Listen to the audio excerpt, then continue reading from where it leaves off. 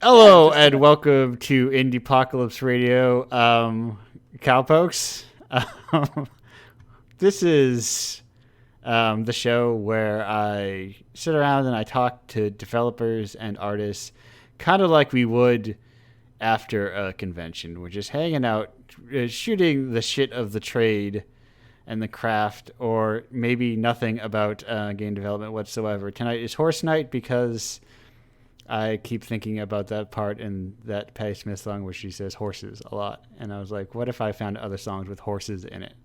And so had to really dig into the Mountain Goats bootlegs to dig out to follow up also that trend. But I found something eventually because I wasn't going to play, pale green things because they said the word horse once.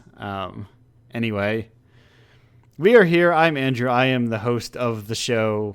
That is Indiepocalypse Radio. We have got 3 guests back to a full house today. And they're all developers and artists of one type or another. Our first developer, who you may know from issue 31 of Indiepocalypse, the freshest one, with The Empty City, is Lolon. Lolon, how are you doing today? Oh, how's it going? Welcome. Thanks for having me here. Oh, thank you for being here. It's a pleasure to have this show and to have people on it. It is a pleasure to have this show as well. Thank you. So, tell me a little bit. So, okay, important question. First of all, this is a question that the people are always dying to know, and I think I know the answer to this, but I may also not know the answer to this. How did you hear about Indiepocalypse? How did I hear about Indiepocalypse? Well, I I received a very positive email. Okay, yes. Then that is the way. Sometimes people are like, "Oh, I kind of already knew what this was." And I was like, no. "What?" No, and honestly, I'm very surprised I didn't hear about it because I've done a lot of stuff and helped a lot of other projects that is designed to promote and shout out or indie games, whether that be indie games completely or really small indie games or indie games made by the LGBTQ plus people. Yes. And I've done a lot of those. So actually when you emailed me, I was like, how have I not heard of this? Yeah, because that's all those Venn diagrams right in the middle there is Indiepocalypse. Yeah, exactly. And it's just completely through my under my radar. So yeah. I'm very glad that you contacted me. So I have that now. Well, that is very much my goal. Where the goal of the hand-picked game each week or each month rather. Oh God, if I did these weekly, I don't know if I'd survive. Oh my goodness me. There would be that'd be a lot of very interesting games. Yes, I would be very exhausted, Andrew. I would be at 120 something issues at this point. Honestly, I don't think I could afford it. No, I don't think so. Yeah. I think that would be a lot. I do not have that kind of money that I can drop an extra $600 a week. Especially because people would not buy them at the same per issue basis. Yeah, that would be a lot of indie games to play every week. Yeah, I've had people say think about lowering the number of games per issue so I can buy them all, or doing it less frequently so that I could buy them all or play them all and everything. And I'm like, you don't have to buy them all. Yeah, there's a lot of them. I like the monthly subscription, but even I have a million games that I've never played. Yeah, exactly. There's a lot, and of course, not everything will appeal to everyone. Right. I like to, whenever I do live stream events where I'm showing off games, I usually pick from a large swath of games to showcase on my streams, and then I just throw them out there, and if one person in the chat really likes one of them but doesn't like the other, then that's success, Yes, yeah, that's the beauty of once you, I think that's the, I say a lot that broad art connects with everybody but no one person in particular. And I think like niche art does where it connects to some people strongly. It also puts people off very strongly in some cases, which I think is also just like a strength of it, you know? Yeah. I've played some very strong, powerful games that even I'm like, oh, this ain't my wheelhouse. Yeah. But then there's someone in chat like, oh, I really dig this. Yeah. Oh, send me the itch link now. Yeah. I'm like, well, that works. It's very much like I usually I would say I am very into everything. I think there's I like them. I like everything I always include, but there are some that I was like, I like it. This isn't, but also this is not ostensibly for me. But I can see why someone who really likes this sort of thing would like it a lot more. And while I'm just like, oh, this is good. Yeah, exactly. And I really enjoy just trying out things. So I'm like, would I enjoy this? Yeah. It usually, especially when you're dealing with like this tiny, like this the very alternative scene, like the games aren't very long. That's true. You can usually wrap them up and you're like, okay. It's not like 6 hours in, you're like, am I finally through the tutorials now? Oh my goodness, imagine if like solo devs make 20-hour RPGs. Yeah, that are just like... Actually, that sounds like most college students. What am I saying? Yes, right. Well, they make 20 hours on a goal of 60 and then never get to the 60 and then kind of end up with unfinished games. Yeah. College students be like, I'm gonna make the biggest game. It's gonna be huge. You're gonna put so many hours into it. Right. Time to learn how to 3D model. Oh, nope. That's the biggest threat. That was very much me when I was in college. Yeah, no, this whole Indiepocalypse lore is this project is built on me not wanting to make long projects anymore. Or not getting caught, like recognizing that I didn't want to get caught in that trap, but then also, oh my gosh, going, but you can't sell short games. Oh my gosh, that is the reason for the Empty City as well. The Empty City was a way for me to be like, right, I haven't shipped anything because all my projects are massively overscoped. What do I do? Right. So you just like do something. You make a single, as they do in the music industry, you know? Exactly. I joined a game jam that was a month and a half, and I stuck to it.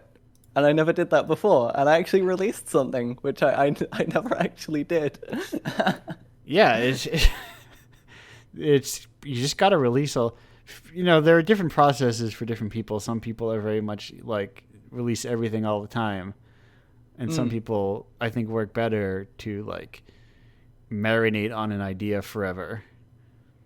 But yeah, it's kind of like, but I think the secret is to marinating on an idea forever. The people who do that are probably like doing a bunch of like small games or small works within their large work to build up their skill rather than kind of like hammering away at one thing forever.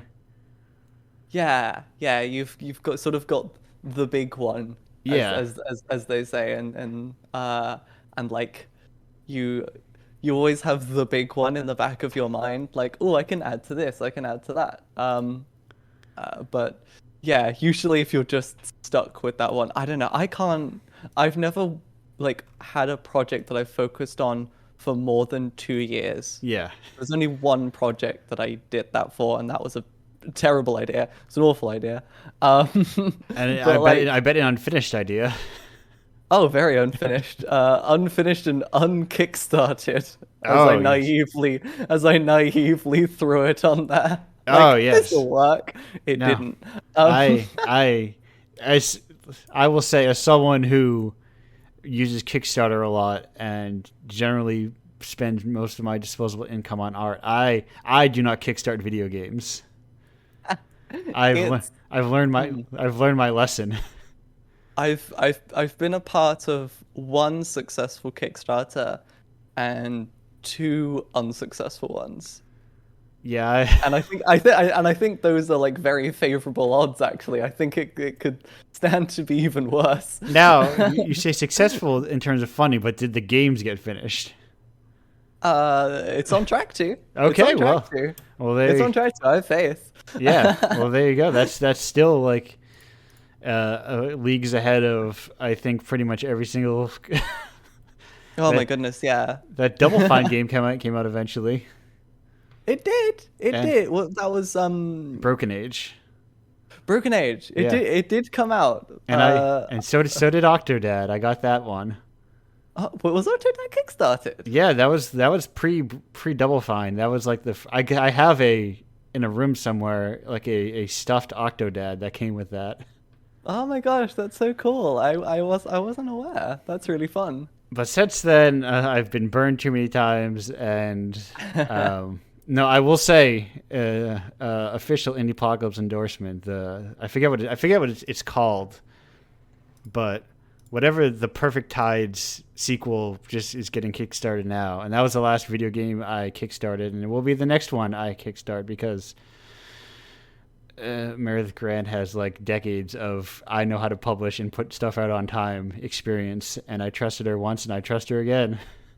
That's always good. That's always good when you have that record is always a good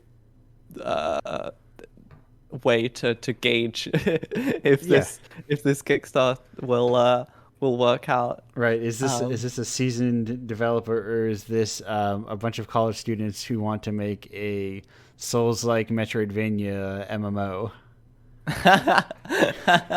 Lord knows I've seen a lot of those. Seen a lot of those in my time. But usually it's like the Kickstarters that are like, hey, if you can give me a grand, I'll make a cool visual novel. Yeah. That has some cool characters in it. Usually those work out just fine. Yeah, right. You're like, oh, go on then. those people are gonna make those games anyway, probably, and exactly. Your $1,000 just gives them a little breathing room. Yeah, usually those ones I find to be a bit more successful. Yeah. My Indiepocalypse is like I think of it as a reverse Patreon. Whereas like, ooh, I'm just paying out money every month to people, and I know what I'm getting. I've only had one. That's very true. I've only had one. What's it called? Person who has. I think their game still technically isn't out. I keep meaning to check, but generally, the commissioned games come out on time. 1 in 18 ain't bad. But speaking of video games, tell me a little bit to the listeners out there. What is the Empty City? So the Empty City is a web game that you can play on your browser. Windows and Linux, I think, work just fine. And it is a short 5-minute 3D exploration piece. With the aesthetics and styles of the PlayStation 1, where you explore sort of sunken, destroyed buildings, and just take in and understand what's happened to this city that's been completely destroyed, and understand the story behind it. Yeah, and listen, it's 5 minutes. You can take 5 minutes. You could play it in between the breaks of the show and be done by the end of the show. You could. I recommend popping on some good headphones, as all the music is developed by me. It's all developed by me. It's just take it all in. It's a very atmospheric experience. And it's celebrated its 4-year anniversary actually last month. That's also that's also what I try to do, is like I very intentionally try to make sure that, hey, games don't get worse when they get old. They don't. Art does not depreciate, or rather, good art does not depreciate. Yeah, I don't think anyone's gonna play the Empty City and go, dead game. Yeah, all these servers are Well, absolutely empty. Let me check the Steam the Steam what's the player count of that and see how many people playing. Yeah. I don't think it's about that. Yeah, it's I made it during the summer between on summer break during university because, as I said, I never shipped anything. Yeah. So I was like, I should probably ship something because I think I can. And yeah, I sort of made it during my summer break between trying to relax. It was a very relaxed development, actually. That's the best kind of development, honestly. Because the best kind of development, I did not expect. I expected myself to be rushed because I never tried to ship a game in such a short span of time. Yeah. Or at all. So I thought I was going to be rushed. I thought I was going to be breaknecking through it. But no, actually, I think a large part of it came because halfway through, I cut like half of the game. There was like an extra half that was supposed to happen like after the actual end is, and I was like, nah, it's okay to just cut it there. Listen, games need editors like nobody's business. Oh my goodness, they so do. Like, they so do. They need someone with a pair of scissors. Yes, they both, like dialogue especially, but gameplay also. Oh yeah. No, I've written some hearty, meaty dialogue in my time that I'm like, this could be a sentence. Right. What am I gating from these 6 sentences? Yeah, just some fun back and forth. Yeah. No, just tell the player where they need to go. Right. Go over there. Right. Think every TV show every episode would be 3 hours long if they were written like video games. Oh my goodness, exactly. Every scene would be like, why don't these characters ever shut up? The only genre that's okay with is like visual novels, which are designed to be quite long. Yes. Go for it. Write as much dialogue as you can. Right. Soak in that story. Anything else, probably trim it down. Right. Because I am very much biased in that I like gameplay to intermingle with whatever story you're telling, and like in kinetic novels, the story is the gameplay. So Exactly. So me clicking is the gameplay, and what I'm doing when clicking is I'm reading more. So it intermingles perfectly. Yeah, exactly. I've always had because I've played a lot of visual novels which have like other gameplay elements like slotted in between them. Yeah. And I always find the best ones are the ones that are aware that it's a visual novel, and then every so often you go, oh, cool, some extra gameplay stuff. That's neat. Yeah. And I think those are the best ones. There's definitely I forgot to do the old classic live 2 minutes because I was caught up with our late breaking guests. Whoops. Anyway, 20 minutes in, whatever. People can catch up. It's fine. It's all right. It's okay. We're here. It did not diminish the conversation. They should have been here for the whole preamble, or the whole. What's the word that you use in opera when you start a prelude? Not a prelude, an overture. An overture. Yeah. They should have been here for the whole damn overture. Hear all the topics that we are about to discuss. Yes. In a very brief, short span of time. Hear them through song. Oh my goodness me. Which I hope we do not broach all those topics discussed in the song prior. They are not. Who knows? They're heavy topics present. How familiar are you with Divorce Lawyer, Shave My Head? Race. Yes, I was right. It was Divorce Lawyers, I Shave My Head. Yeah. The Jordan Mason, the Horse Museum. I thought I was conflating the two for a second. Not much. Okay. Not much. Okay, perfect. I think it's a great piece, I think.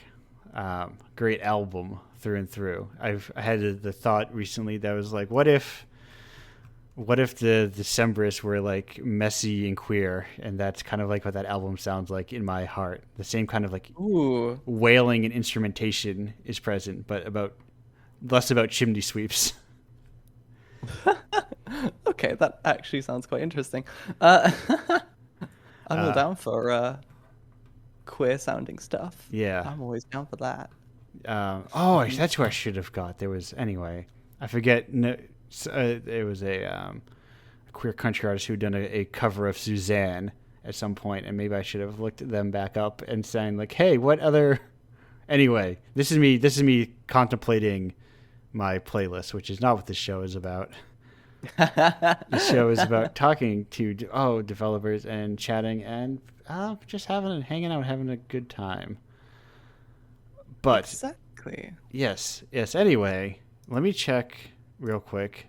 Usually, no. Oh, we do not have our staple. Usually, someone asks a reliable number of questions, but they did not ask those questions. They were the same questions, but because they were not present, I will not ask them. But game development, etc., etc. I got distracted on my own train of thought, and we've actually So streaming. Tell me a little bit about this streaming, because you are a type with you've got a linked tree, which is the sign of a prolific creator.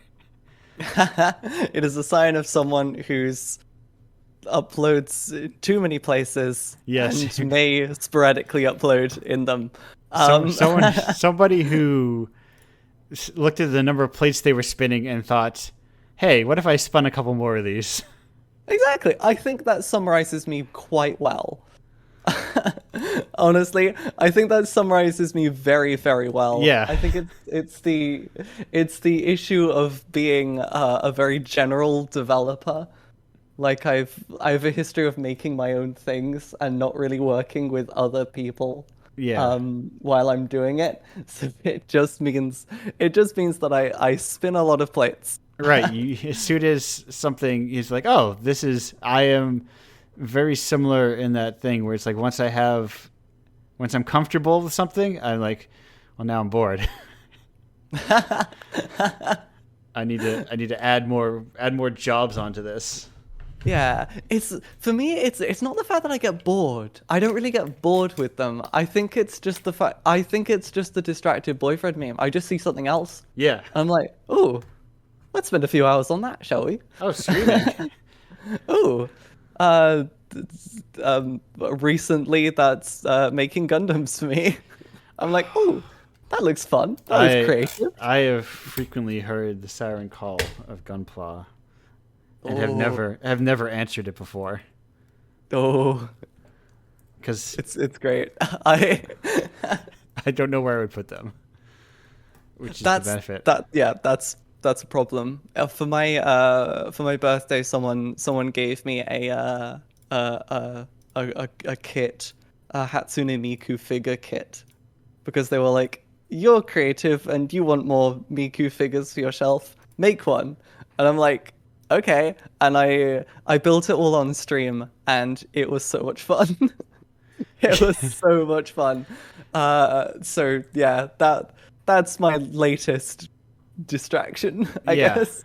But it's great though. It doesn't involve staring at screens. I mean, well, unless I stream it, and then it does involve staring at screens. Well, it involves glancing at screens.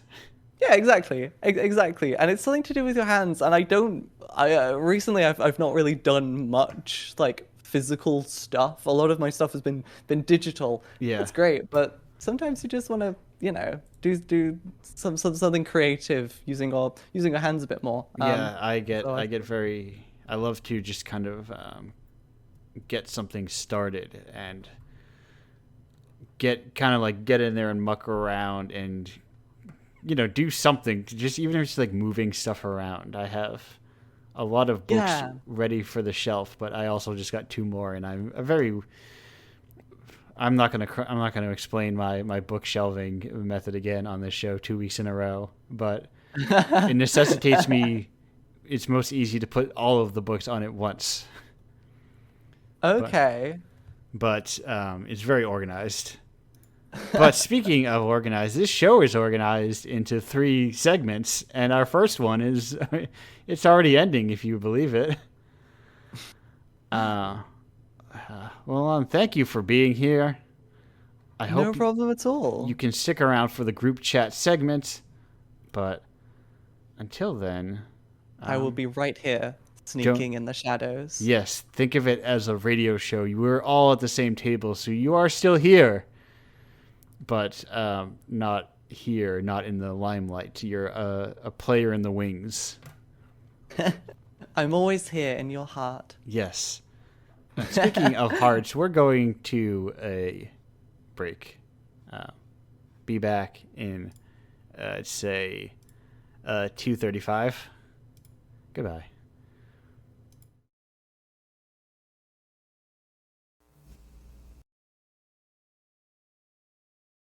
Hello and welcome back to Indiepocalypse Radio. That was Gift Horse by Carabeth Satolino.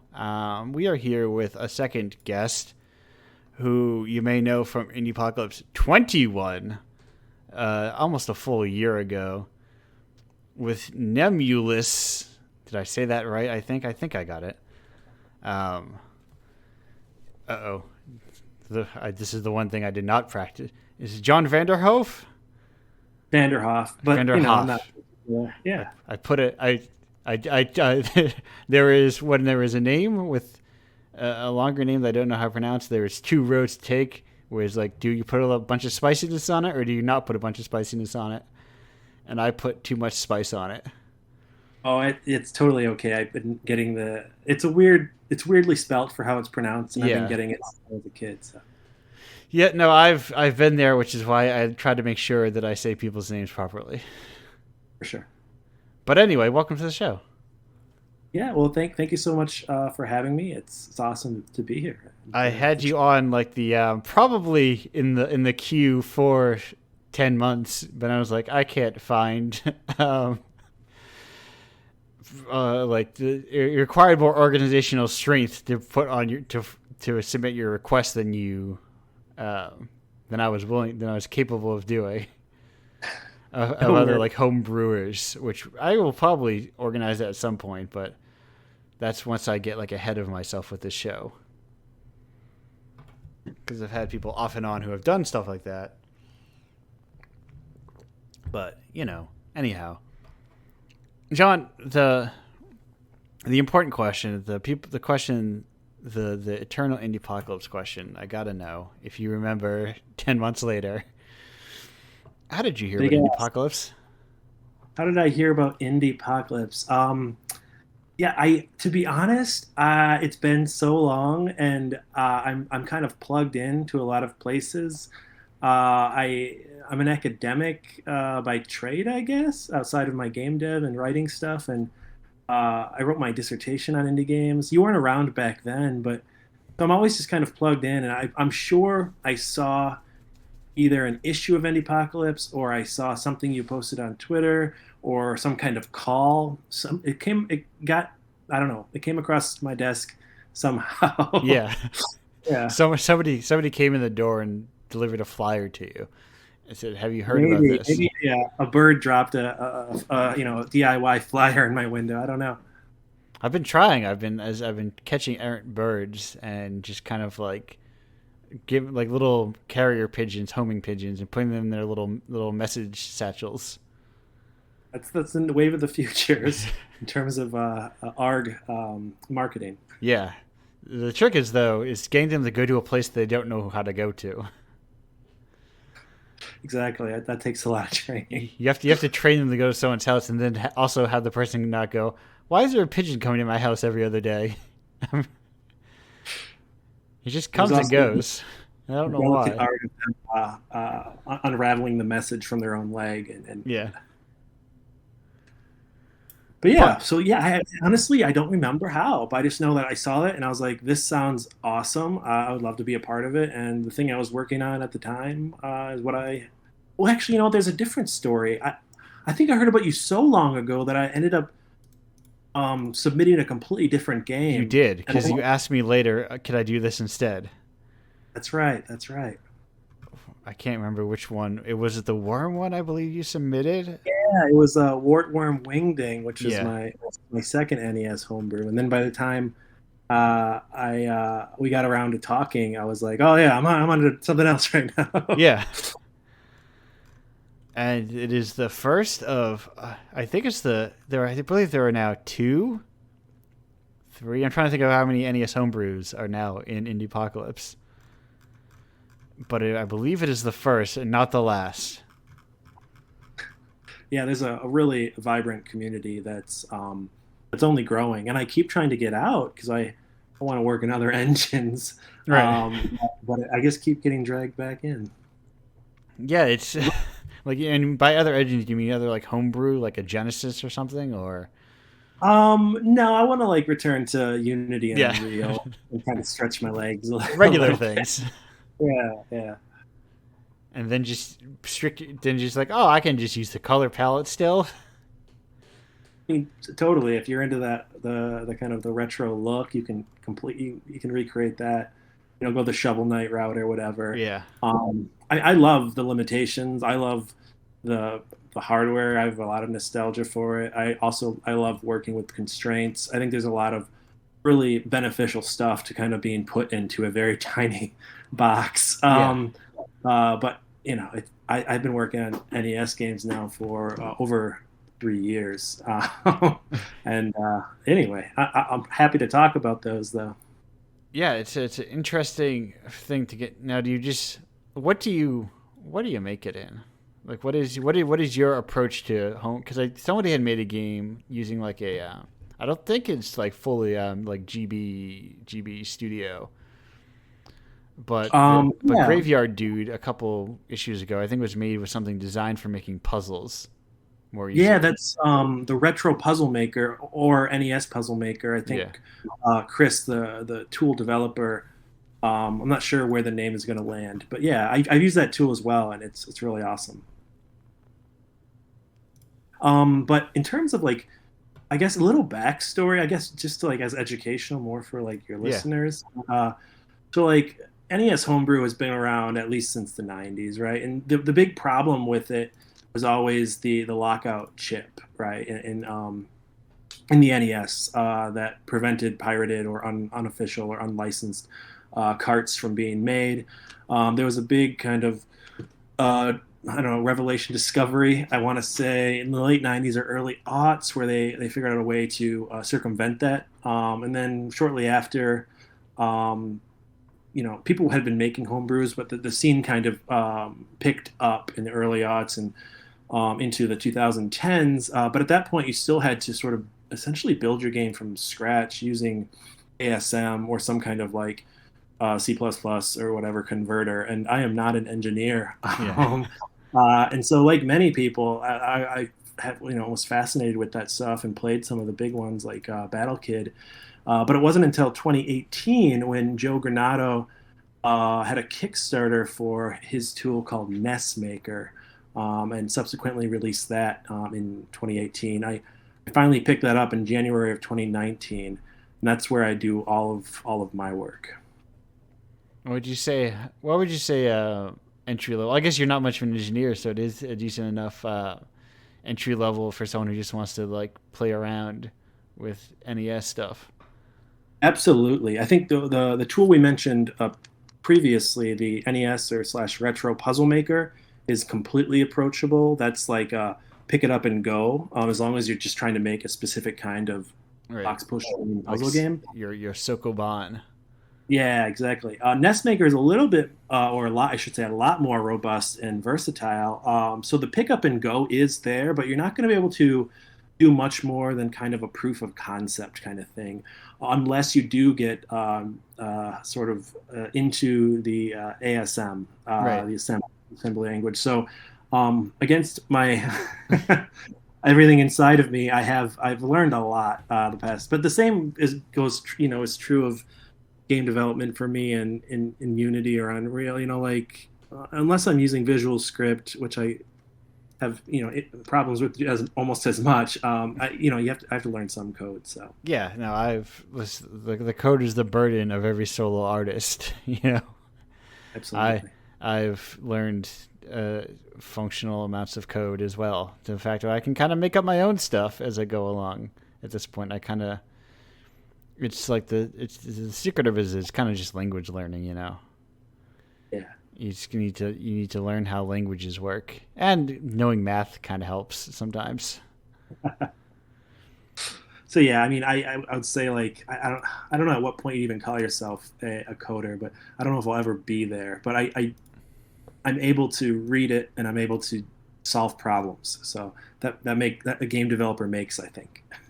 Yeah, listen. If you put out games, and you put out 5 so far on the NES, so you're kind of covered, you know. Now Yeah, tell. well, yeah. Sorry, go ahead. Just gonna ask you to tell me a little bit about Nemesis.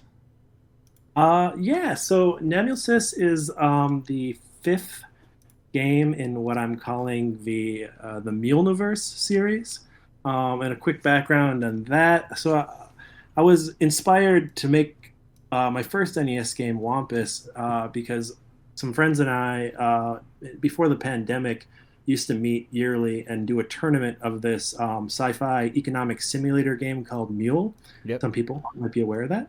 I am vaguely aware of it conceptually. Yeah, I think it was originally, I want to say, on the C64, maybe the Atari 7800 or something like this. There was an NES port, and that's the one I was introduced to. And then it's subsequently been remade on mobile and I think even like PC within the last 10 years. Anywho, it's kind of like a digital board game, and it's silly, and on the NES it has like Atari level graphics, but the world is actually strangely rich considering the minimalist graphics. And as a joke, I thought, well, what if I made a game from the perspective of this creature called the Wampus, which is sort of something it's like a pixel that you hunt in between rounds of the game for extra cash. Yeah. So yeah, long story short, that's sort of inspired me to get into NES dev as a joke. And I made the first game Wampus literally as a joke. And if you play it, it's kind of it's silly and but I fell in love with the world, and then I just kind of was like, well, I'm going to try all these classic NES genres out. And so I subsequently did Wartworm Wingding, which is like a single screen Bubble Bobble-esque arcade game, and then I did a shmup called Bat Lizard Bonanza, and then I did a beat 'em up called Legite Luta Libre, and then I was like, I need to stop making NES games. But I have one more, and so I really wanted to always make like a run and gun like Contra. So yeah, that's Nemesis. You play as a robot donkey fighting interdimensional eldritch creatures. it's insane. Yeah, it's this kind of like the homebrew development has got me thinking like a lot about, honestly.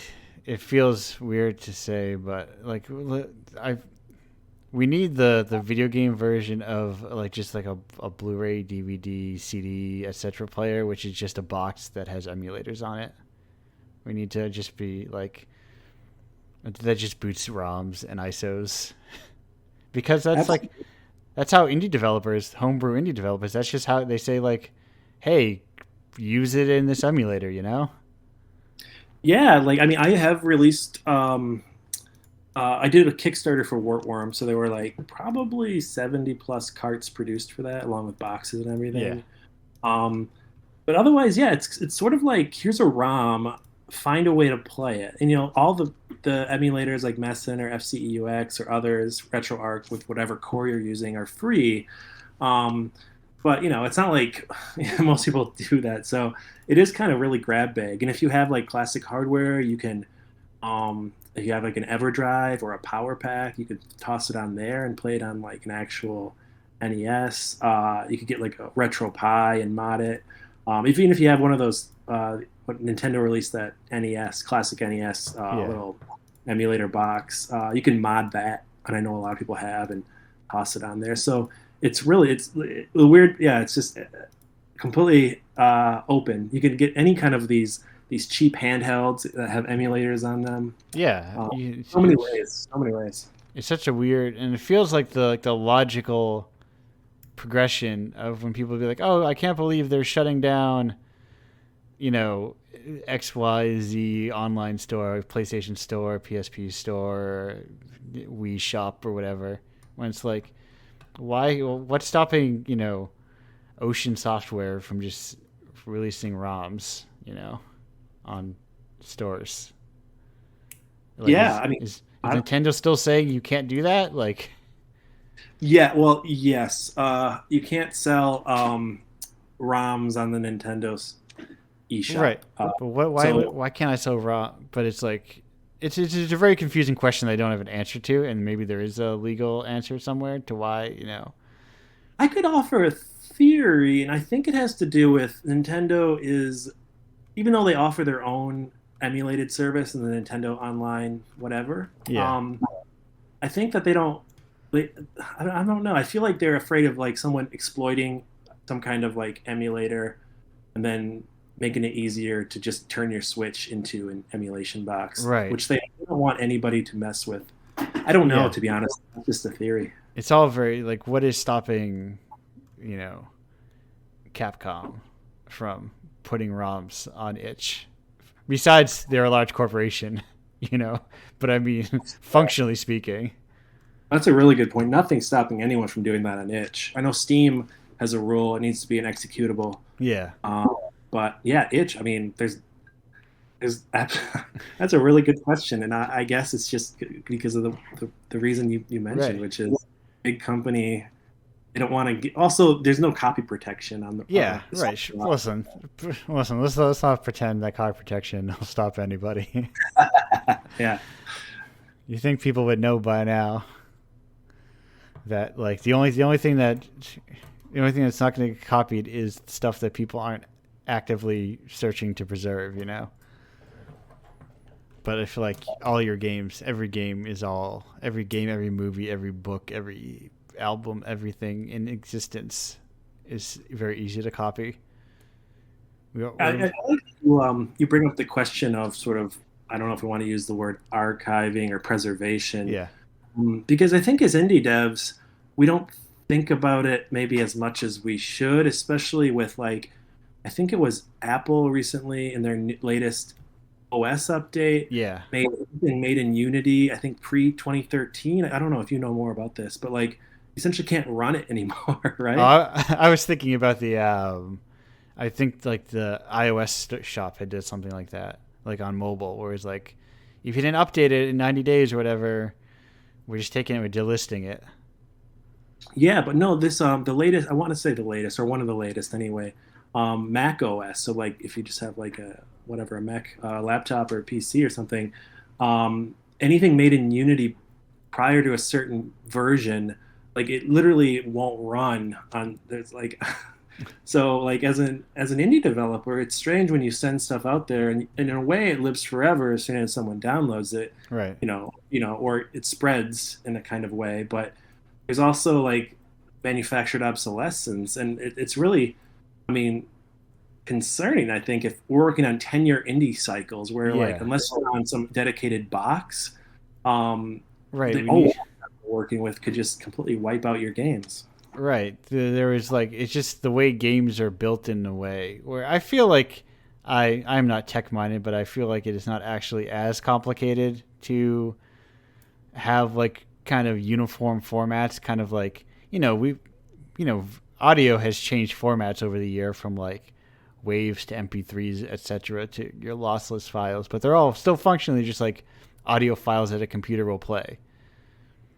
And I think, there is, if you slow down the unnecessary march of progress, you can find executables that'll just like, here's an exe, this will just run on computers, But yeah, architecture and hardware is strange, and software. It kind of makes me think, right? Like right now they're trying to figure out in general, like how do we preserve media? And I think the Library of Congress for a long time now has been etching like songs into like not quite stone, but like something, like they're getting like these hard like marble or something, right? And that's the only way they can think of to preserve it. And with games, yeah, there needs like a universal kind of operating system and format. I mean, right. I don't know. This is long term. Yes. The world goes up and everything we do doesn't matter. But it would be nice to have something you create around for 100 years. Yeah, exactly. Because you have to worry about the short term. Because like you said, in the long term, we're just all dead. So we can't worry about.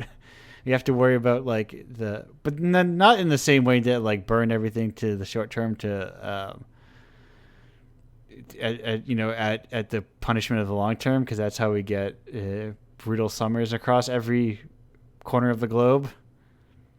But more obviously, this is me saying, I so sometimes catch myself doing the Twitter, but no, I have to cover all my bases for poor misreadings. I always have to hedge everything I say. Yeah. Anyway, that long story short, that's why I make. I know that's what I was gonna say. That's why I make NES games. Not true at all, but there is a sort of kind of a longer preservation. Like I have physical copies of my NES games. And I didn't need to work with Nintendo, Microsoft, or something. I didn't have to work with these companies to do it. Yeah, and the thing is, ROMs are aside from maybe the Jaguar or the Saturn, I feel a couple of them are kind of weird, but ROMs and stuff are solved. They're solved programs, Exactly. Maybe some people, the emulation isn't exactly what they want. They need a Mister or something. Also, Misters exist. Honestly, I think the Mister is the video game CD player or something functionally. You know what I mean? Here's your box that plays stuff. It plays everything up to a certain point. But that is the idea of load a ROM into it and it'll play a ROM. Load an ISO into it, it'll play an ISO. Kind of play an ISO. I think the PS1 stuff is still sort of spotty, but yeah, that is believe it or not, John, that's been a 20 spot between the two of us. It goes so fast.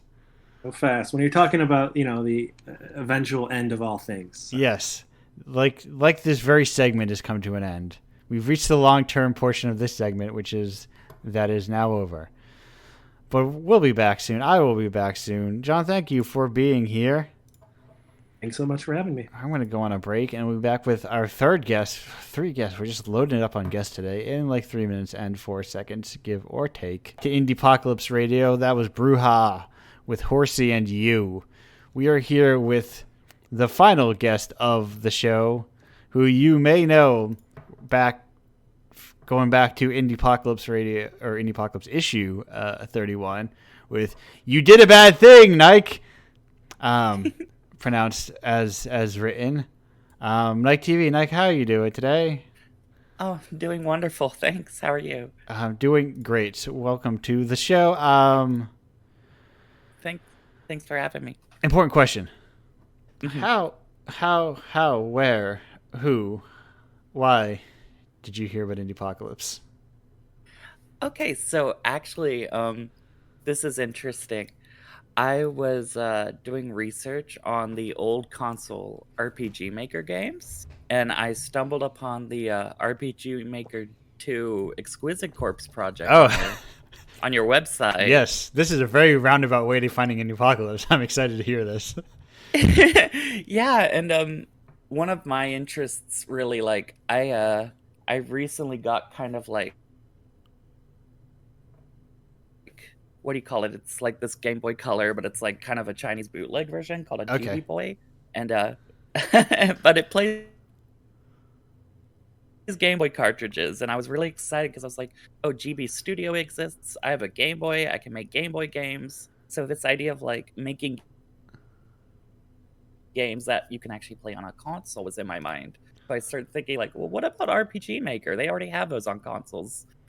I started looking up RPG Maker 1 through 3 on the PlayStations, and once I found out the Exquisite Corpse and I saw that site, I was just like, oh, I stumbled on something. Let's look around, and I found Indiepocalypse, and I honestly don't know how I hadn't seen that before. Because I'm in indie game scenes, but I just never heard of it, I guess. Yeah, it is for better for worse your game developer's favorite thing, which means they don't often talk about it. It's that it's artists, which is oh yeah, I love this thing, but it does not behoove people usually to talk about their niche interest, because then everyone's like, oh, that's neat, I never heard of it. You want to talk about the thing that people are talking about. which is rarely. And I gotta remember. Yeah, for sure. This is a good reminder for me to find out who has that disc. Yeah, I need to look who I sent it to and then ask them, did you send it to the next person? I've been checking my mail just in case it like pops up on my end of things. Yeah. Yeah. I need to. That's a Monday task for me. Maybe I have to remember. I feel like it like. Yeah, for sure. Like today's the weekend, but yeah, I do not work on the weekend. This show does not work. Yeah, I'm curious how that goes. It was a cool concept for a project. Yeah, and worst case scenario, I did the thing that I said you should do, which is I saved it to a backup memories card. And so I have all the work I did. So worst case, I resend ship out my copy, and I just have to buy another copy of RPG Maker 2. But they're like $10, so it's fine. And I had an idea for a second, but I don't think I have the time for it. I would love to be able to do like commissioned, artisanal, made just for a person RPG Maker games, and like mail them. Oh my gosh, yeah. A memory card. That could get really interesting. Just like a short, maybe like 10, 20, 30-minute thing, maybe longer depending on my mood. I think I would do it in one. Yeah, for sure. Because I think it'll be easier if people don't have like a PS1 lying around. They can still get the memory card as like a neat thing, you know? And then they can just load the save file on an emulator. For sure. And then play it that way. And that is a thing that maybe I'll do one day. PlayStation's almost got to the point like with Super Nintendo. Oh, PlayStation emulation's pretty. Yeah, it's well past. I think it's pretty much fully emulated at this point. Outside of like the real hardcore FPGA, like Mr. style stuff, I think is still not there yet fully. But no, they're onto PS2 and everything now that like most computers can run. I think. Yeah. I've yet to delve into that era of games on like on my setup, because I don't know, I just haven't done it yet, because somebody's like, Game Pass is $1 once you get that. I'm like, sure, I'll try that. And then I ran around playing those games, playing a lot of the free. The benefit of those games being free is that I can play them for like an hour and be like, oh, I'm done with this. I don't want to buy this game. I've gotten everything that I will from it, like the demo version functionally. But anyway, speaking of games and old games and old styled games, tell me a little bit about your game. You did a bad thing, Nike. Okay, so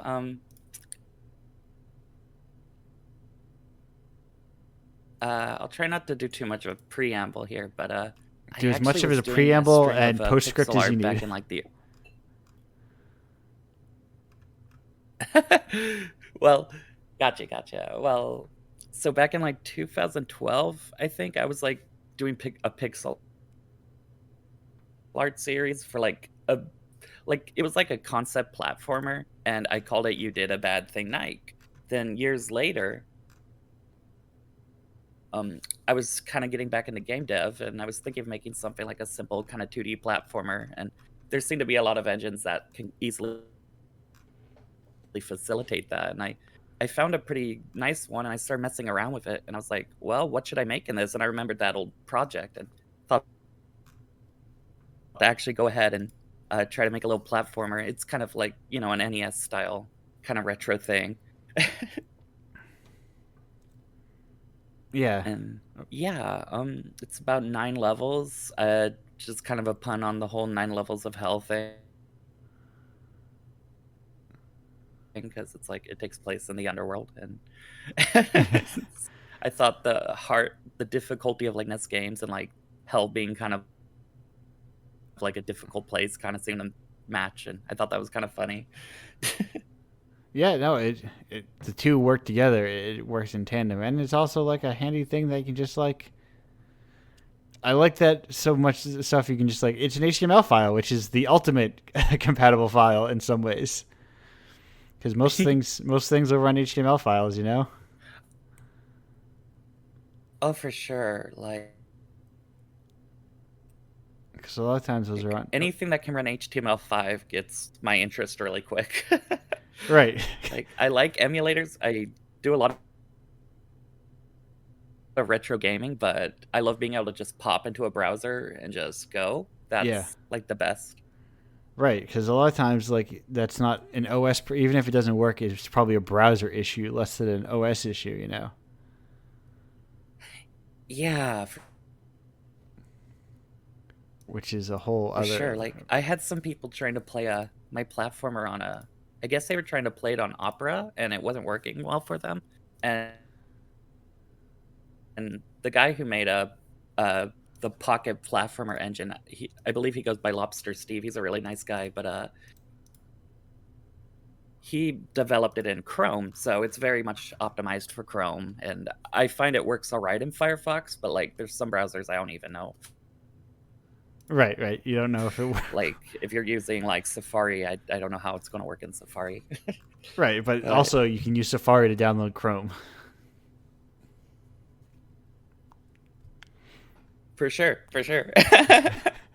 So that's the benefit. It's harder to say like use Windows to download iOS. I mean, you can, but it's like sometimes it's hard to run old Windows on regular Windows, you know. Yeah. So I appreciate the people who go for sure that effort of like getting virtual Windows running so that they can play old games that nobody is preserving and getting DOSBox ready or whatever. Oh yeah, like I feel like a lot of the old, speaking of like RPG Maker, a lot of the old like RPG Maker 2000 stuff like can be kind of weird on Windows 10. I feel like I've run into a few problems with some games. Oh, sure. Yeah. I bet there is like all sorts of just like it's expecting something that maybe Windows doesn't have to install by default anymore, you know, or some weird plugins or dependencies or computer stuff that I don't understand, you know, that kind of thing. Yeah, something like that. That's really the problem with like, I mean, it's cool that the technology is always like changing, but with it changing, you're always kind of worried about what games get lost in the in the digital bathwater, so to speak. Right. And it turns out like it's that problem. It's because there's no like, what is it, like there's no film you can just go back to. There's no like original vinyl pressing or whatever that you just like, well, this is our source material. Yeah, it's like if you could make like a little player for it, but that's a whole different side of things. I mean, it's like production, but like I think the dream would be to have like a console one day. Right. It'd just be like, hey, this is the Night TV box, here you go. But I don't know. Yeah, it runs all my stuff. It'll run Unity, it'll run Pocket platformer, it'll run kind of anything, you know. I think those boxes do exist and they're called computers. We just need to like boots right into a launcher. Yeah. We just need to like make that the right proper computer for that. It feels so close. It feels so almost there. But who knows? Right? It's a matter of like just I think prioritizing to technology, because so much is based on streaming now rather than preservation. And they're not even preserving streaming. I'm worried about that because I feel like preservation's pretty rad and important. Yeah, and they're not even as people are very well aware of. Streaming isn't even just like a box that they just dump everything into.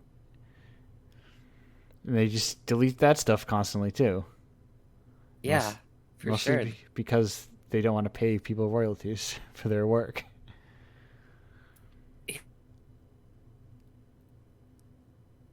Yeah, and then you just have like a whole chunk of culture just like gone overnight.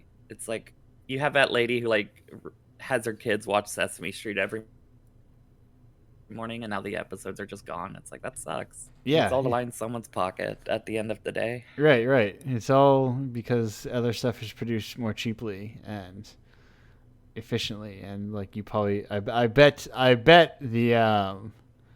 the kind of profits to expense to royalties, etc., of kind of like that loosely scripted reality television is very different than scripted television.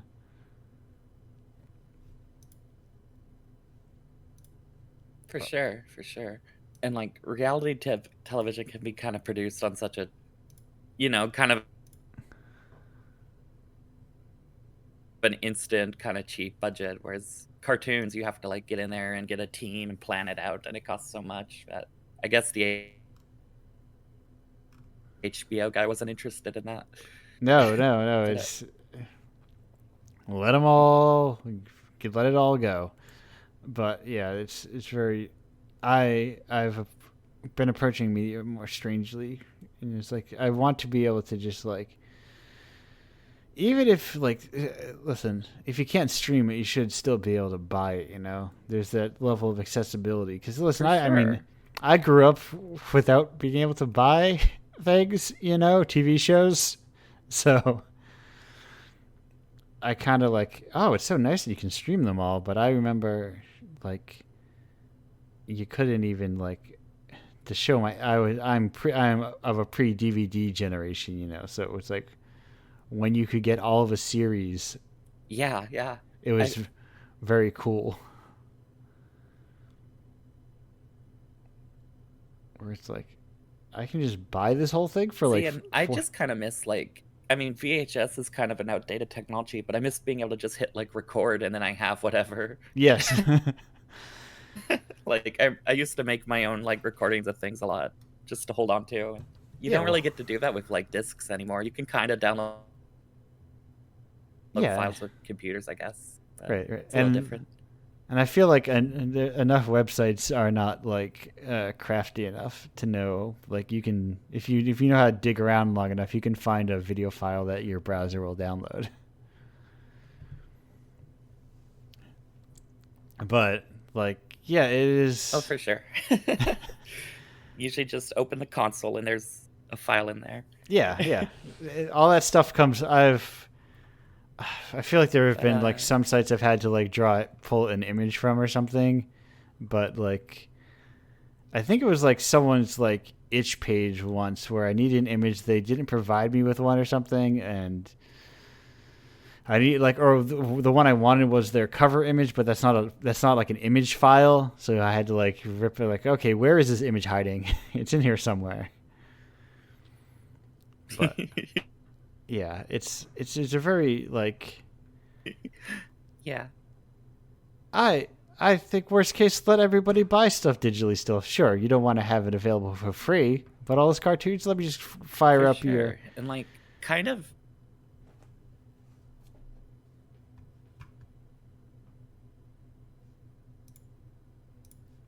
It kind of goes back to like having the ability to play games physically on a console, and then like having like an HTML5 like playing your browser is super accessible, but like I get really excited about the idea that I could make a game, say, for the Game Boy, and then I could actually just make a physical version of that I just have. Like, I don't know, that really fascinates me, is being able to like turn my digital projects into something I can hold. So like doing retro console and kind of style games and trying to make stuff on older consoles is something that I'm really interested in. Yeah, it's there's definitely something to kind of the tangible element of it all. It kind of, you can find that in a garage sale later. You can't find my EXE. No one's. Yeah, and someone can be like, I have never heard of this game. What in the world is it? Yeah. You can't find some random EXE of my game at someone's yard sale some point in later down in life. Amazon warehouse can't accidentally send you a better version. Oh, yeah. I mean, you could always put it on, like, I don't know, like a CD or a floppy or something. Yeah. Yeah, I've thought about that. No one uses floppy disks anymore, but well, they don't hold anything. Can't really store games. Yeah. Games on them. I guess they're not that big capacity, but I would love to put games on those. I don't know. Right.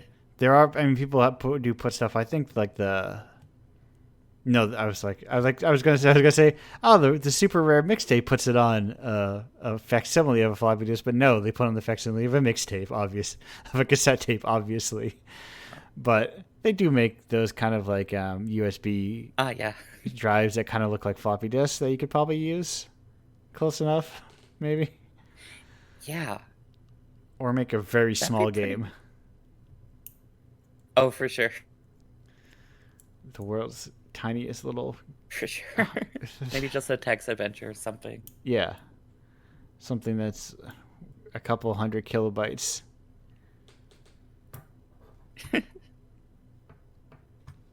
Yeah, gonna make an original like DOS 3.0 Dark Souls conversion. Demake, here we go. Yeah. right. No, it's split across 80 discs.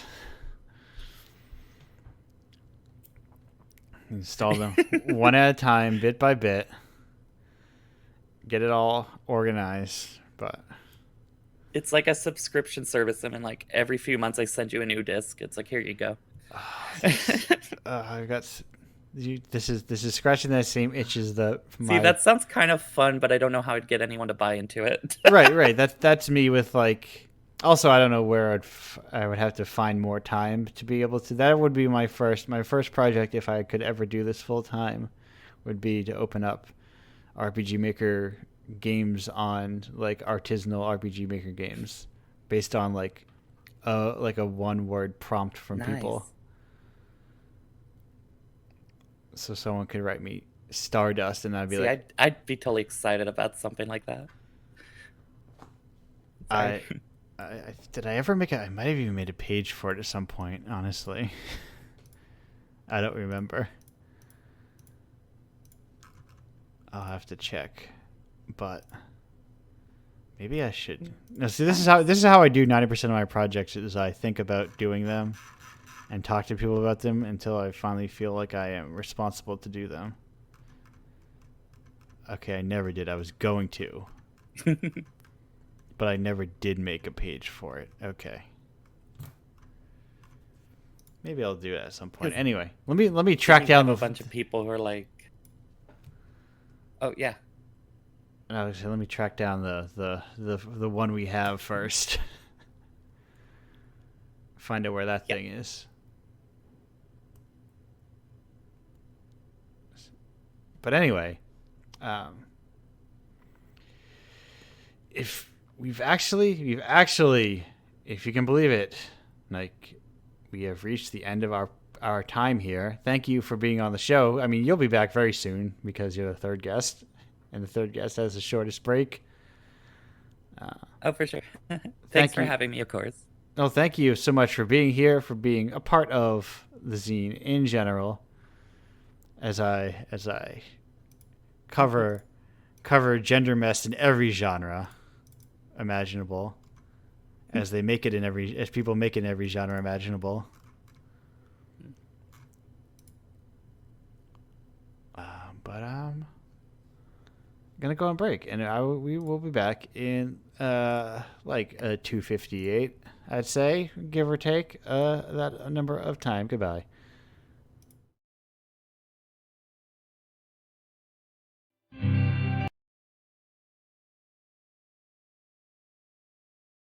Hello and welcome back. Build a game concept around that. I would love that. As you can tell by everyone chatting, we're back on live with Indiepocalypse Radio. That was Mannequin Pussy with High Horse. Get your Patience Plays in while it's still summer. It's the album of the summer, every summer since 2019. Yes, 2019. I was right.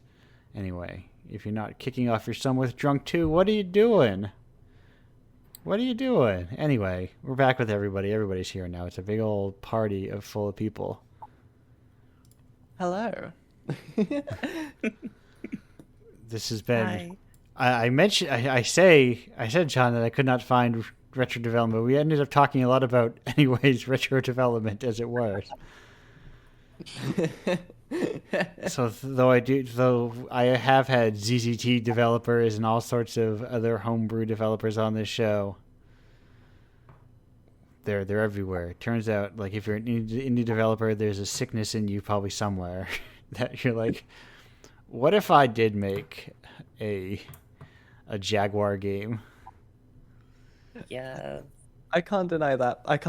I mean, I'm not a very programming person. You're right. Like, I don't really program at all, but I do want to homebrew something at least once in my life. I want to at least have something that I can put into an old console of mine and go, I made that. I think that's the beauty of things like GB Studio, is that they cut out the middleman of that is called programming. Yeah, exactly. I wish. I wish there was a PlayStation version of GB Studio or the NES Maker. I wish there was. I think we're getting...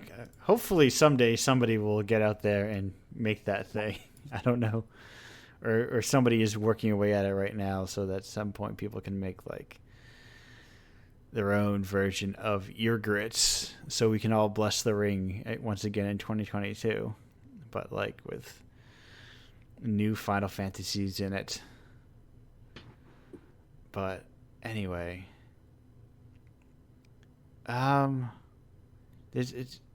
also, like, to talk a little bit about playing games more recently. I found emulation has kind of reopened what is possible for, like, as a youth, that I could not experience games and understand them, but also I could save scum around. So I don't have to worry about being good at them sometimes. So that one day... No, continue. No, I was going to say, so I can finally beat, like... What was that? What was it? There was something I was like, I can't believe I finally finished this game. I don't remember what it was now. But it was like some insurmountable hurdle. But it's like, oh, I just finished it. It was easy. But I've lost it now. Anyway, what were you gonna say while my brain rattles around? I was thinking I've been emulating a few of the PlayStation games that I have just because my PlayStation is old. Yes. It's all yellow. It's way easier. I couldn't find the cables to put into my new TV, and so I ultimately went, I'll just get the ISOs and put them on my Mac and just play it through there. And it's so much more convenient. I don't have to deal with, like, the CD loading times. Yeah. And, like, yeah, it's led me to, like, tinker around a bit more, make a few hacks. But yeah, I've been using emulation a lot. It's one of the reasons why I'm on that waiting list for a Steam Deck, and I've been on that for, like, almost a year now, just because I know that I will be only playing emulated games on that. Right. Because you have, like, you have the whole breadth of video gaming, you know. No one's re-releasing Seventh Saga on Steam anytime soon. Oh my god, I wish. For sure. But... Sad fate. I love Yeah. Seven Saga. Yeah, I remember Sega did this wonderful thing that they've stopped doing, which is really annoying, which is, like, on Steam, there was a Sega Genesis emulator? I think it was, yeah. And all of the DLC that came with that emulator were just Genesis ROMs. Like, literally ROMs that you could put in any emulator. Yeah, I think I have all those, and it's, like, decent too. It's like a decent emulator. Yeah. It's a decent emulator, and if you're not a big fan of it, you can put it in a different emulator if you want. And it was really good. It's a really great way of like emulating these games, and I think they're getting rid of them now. Yeah, so of course they are. It's unfortunate because there was like, and it was like, for the deal-minded gamer, it was also very affordable. You could get like 20 games for practically nothing.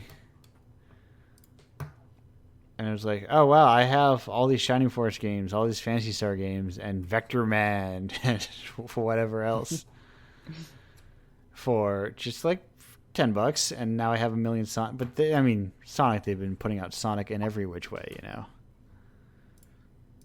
Yeah. Any way you can get them, they've been redelivering. Well, because Sonic's cool again.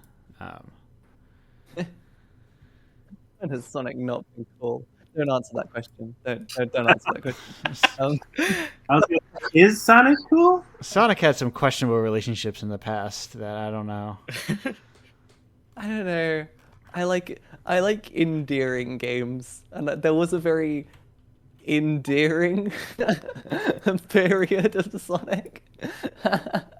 It's the most flattering way I can say it. Yeah. It was endearing.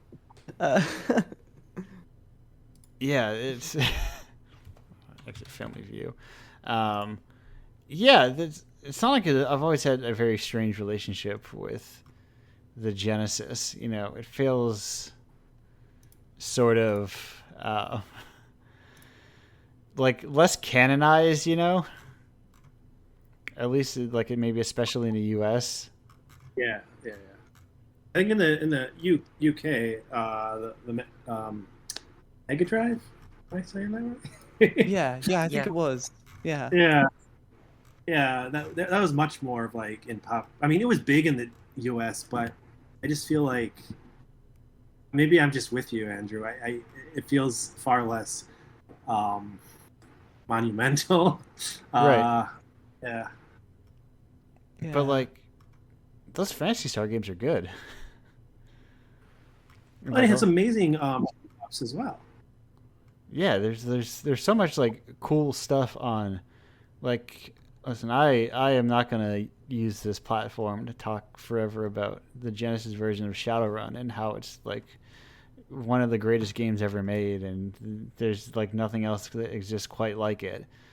But the Genesis version of Shadowrun is amazing, and I think about it, it's top game for me, and I highly recommend everybody go out there and just play it. It's kind of like the closest thing to like a tabletop game in a video game. Like, I feel like it's the best marriage of those two ideas that I've ever played.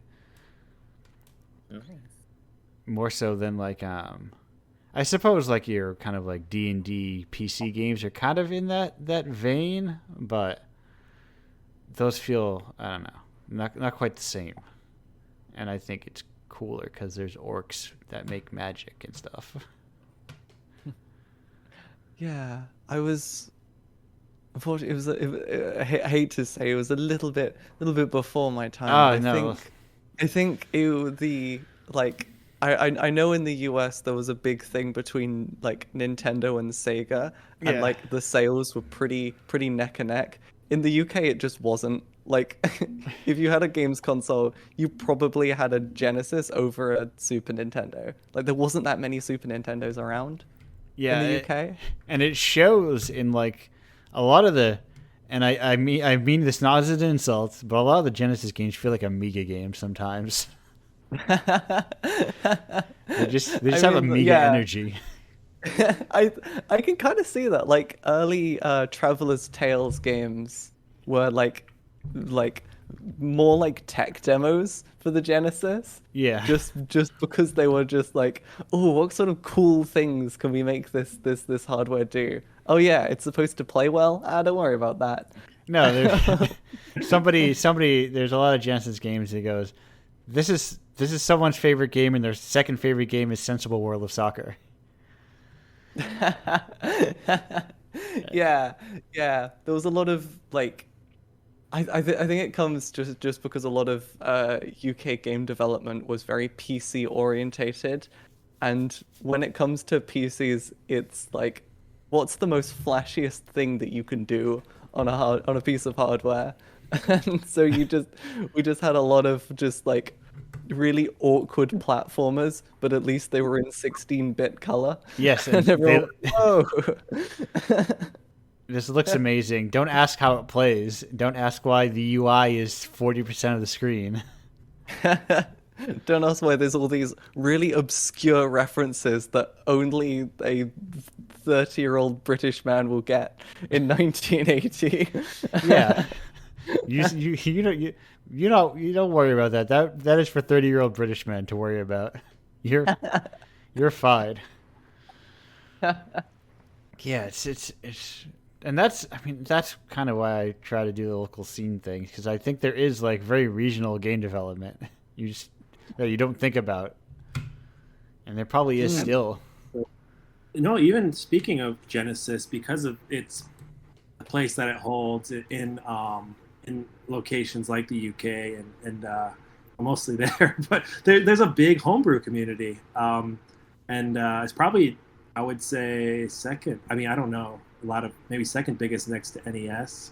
GB is really big because of GB Studio, right? But that's a very recent trend. Yeah, exactly. And then there's a decent. I don't know. Maybe I'm just plugged into weird places. Right. I feel like people are still making like C64 games and like just weird.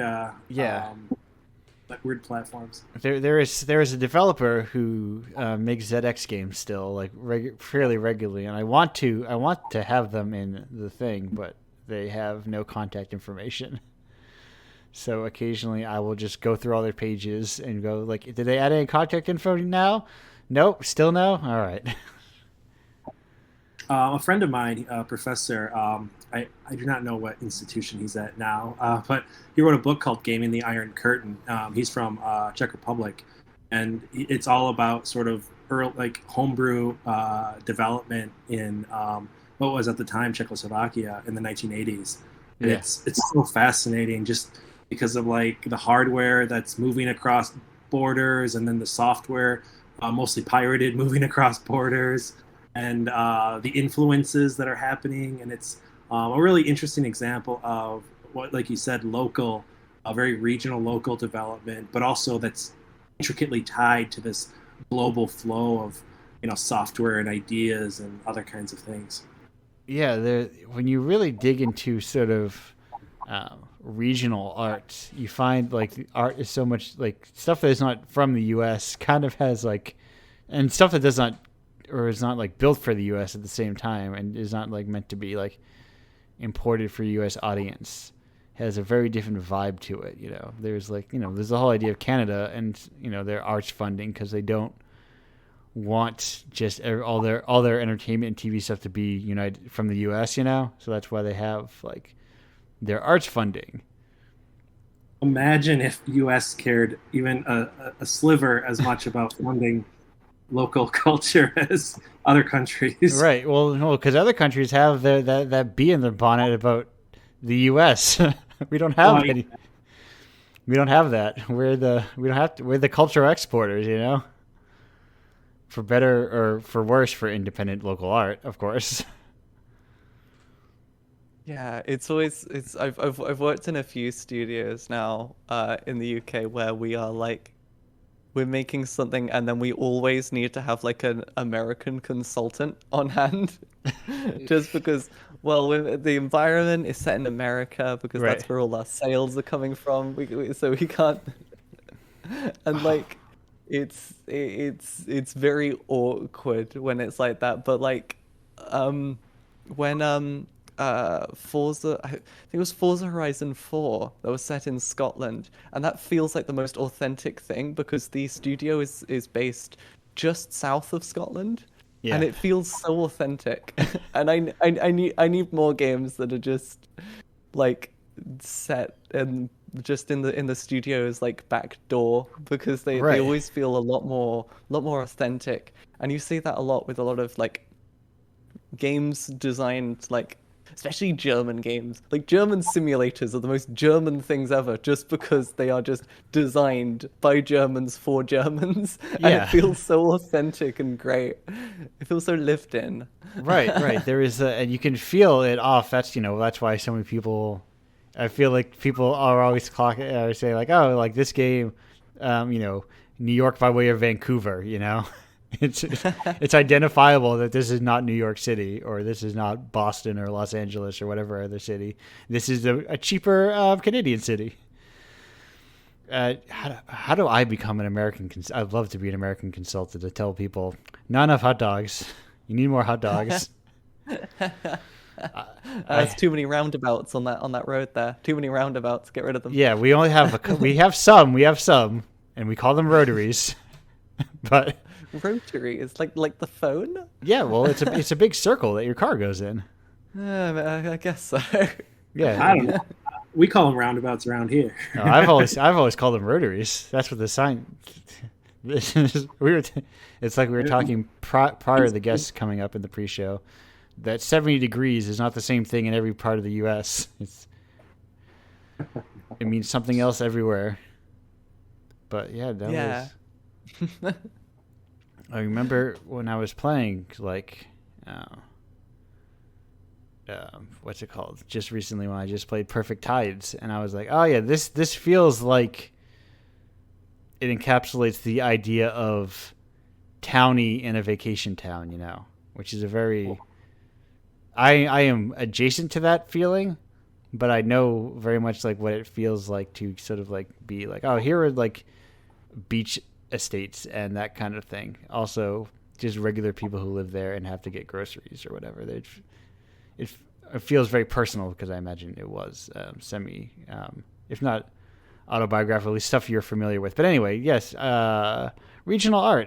I think it's cool that like to experience somebody else's life, Yeah, definitely. I felt that a lot with whenever I play Night in the Woods. I always like that is not a town I've ever been involved in. That's nowhere near like my like life, but it creates such an atmosphere that you can feel that history that all the creators have put into it. Yeah. It really puts you into that like a town that like maybe a lot of players are aware of. Right. Yeah, I've never played it actually, but I understand. I feel like I get the vibe of what is like sort of that American. Is it like the American kind of abandoned mining town sort of thing, or like industry has left and it's kind exactly. It's exactly that. It's an abandoned a small town that made itself off of mining something. I can't remember what they were mining, but yeah, that's all dead and dried up and gone. And yeah, and although we have a sure amount of those in the UK as well with the same history, it has a different ring to it. It has a different aura to it than in the US. More hot dogs, probably. I'd bet. Few more hot dogs. Few more. I don't know your hot dog count over in the UK. How many you've got in general? I think we're going under. I think we're going under. I mean, more pasties than hot dogs, I think. What is a pasty? So a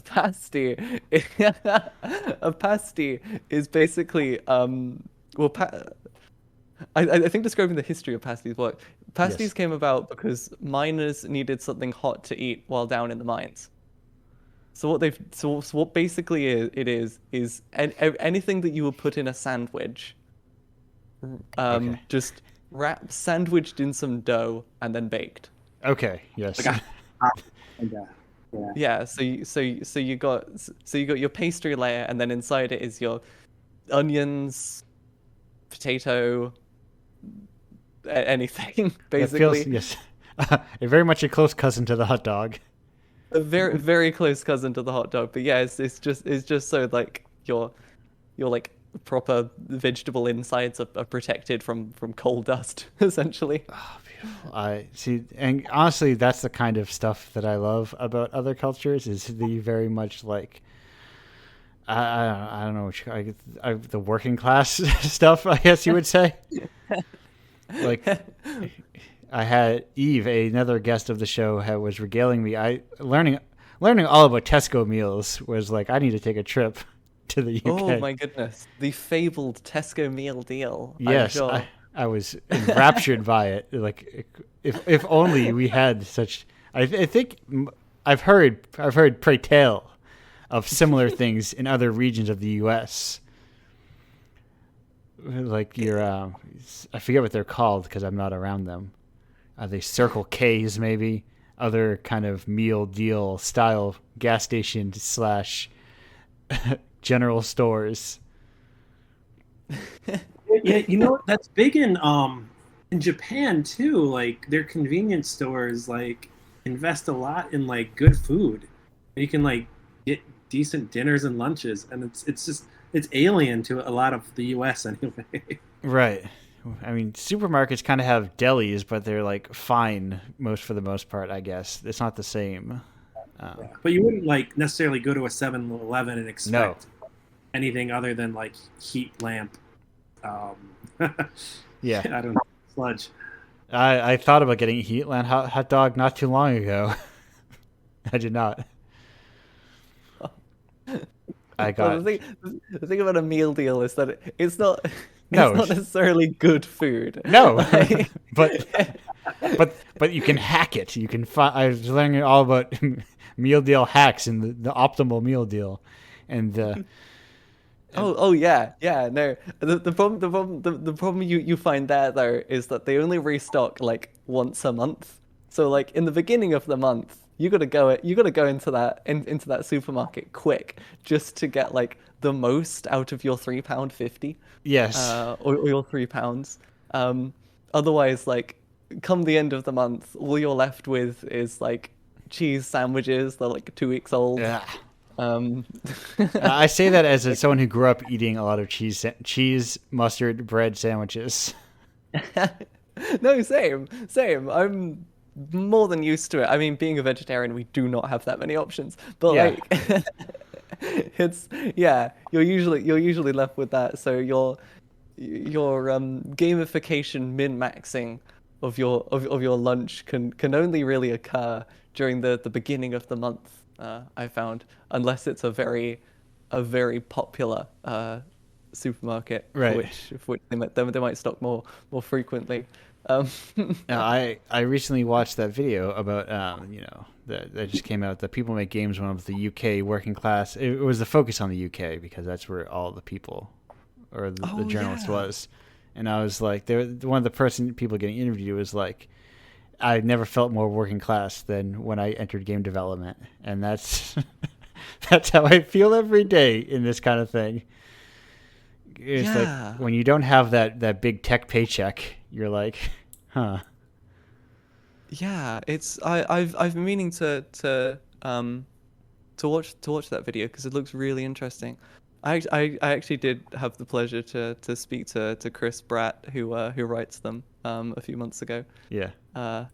Which were very, very intriguing, especially because the videos, like some of the journal articles they put out are very, very poignant and very striking. Right.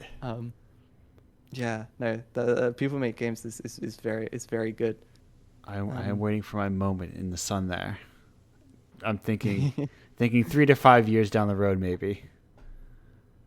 You never know. Hopefully so. We are Indiepocalypse is nothing but a collection of people making games. That is true. But I think that is true. But I think things like that are far more industry focused, you know. So like, I'm not especially in the industry, and nor do I ever aspire to be, even at my most successful. Which how was it? No Clip do a lot of really interesting videos as well while we're on the subject of really great documentaries. They do some really good ones showcasing some cool work. Don't have one on the Bloodborne remake? I think yes. Yeah, they interviewed they interviewed Lilith like 2 months ago, I think it was. Yeah. I was gonna say that one felt like more not because they are also very industry focused. They're very like, let's talk to Double Fine or whatever. Yeah. So that was like very like, oh, they were like, yes, you could use the word Bloodborne in the video, but it's still, you are reaching out like beyond the scope of like established big salaried studios. Yeah, it's no clip definitely like hones in on a specific project, usually to talk about either the studio that it is generally, or in the case of the Bloodborne one, just the community of D-makes in general. Yeah. It's really interesting to see, especially some of the exclusive footage that they find. Yeah, I have not actually. I'm not much of I don't watch a lot of video. Or that exists in a weird middle ground where it's like I want to pay attention to it, but I don't like to watch stuff on my computer. That's fair. And then like I have to get in the right mood to be like, I need to watch it. It's that documentary mood, Yeah, I think that's one of the reasons why I haven't watched the newest People Make Games, is just because that seems heavy. That's heavy. Right. It's very like it's the thing that I think a lot of people don't think about, and I mean a lot of the core vids I think people don't think about a lot, is especially as people talk about like diversities, they often miss class a lot of the time, like what's the word I'm looking for, like financial class, Absolutely. often gets overlooked. So it's kind of like you're still getting a lot of like people who are in the upper echelon of, they're still doing just fine, but they fit other categories, whereas people who are just kind of like mired around in the just trying to keep their head above water the best they can don't have time to become a 30 under 30 or something. Yeah, my only issue with that was time. Yes, of course.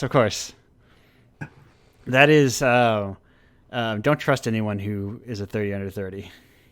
Don't, especially if they put in their bio. I would never. For the longest time, like especially when I was in university, I was like, yeah, that's my goal. I can do that. And then like after I graduated, I was like, I need money. I need to like I have other commitments to do. This isn't relevant to me. No. And there are undoubtedly a bunch of like unseen machinations like behind, like that are like getting people on those lists in the first place, Oh yeah. People knowing people, or like you have the right time to network with people, or anyway. This is we're not here for working class screed. This is about yeah, not to say nothing about the people who are on those lists, but I think is to say something about the selection process. Yeah, because there are amazing people who deserve recognition, who are on those. So yeah, right.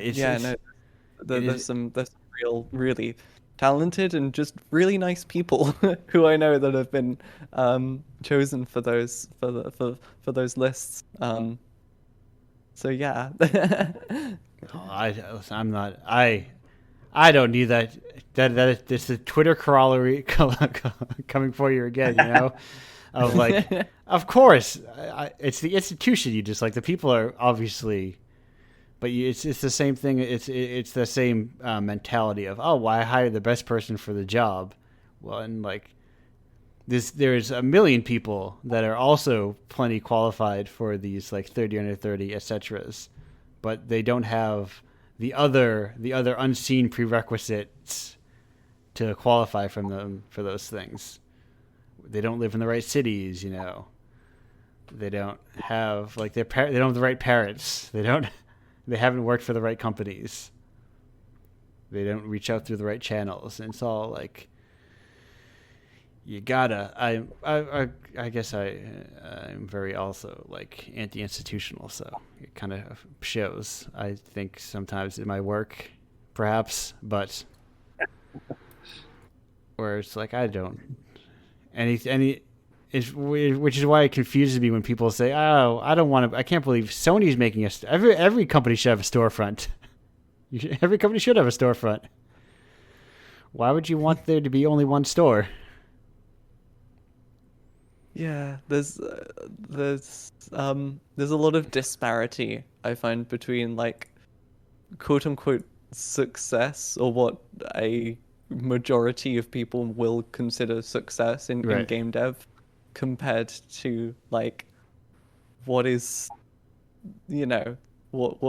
what you would personally consider your own successes. Yeah. I find there's a lot of disparity between that, and trying to find what makes you comfortable and happy and satisfied with yourself can be, and separating that from what's like their expectations externally, it can be quite a challenge. And never mind. I think that raises maybe the point where I dislike these 30 under 30 lists the most isn't necessarily. I mean, the selection process is whatever it is, and it's full of all these,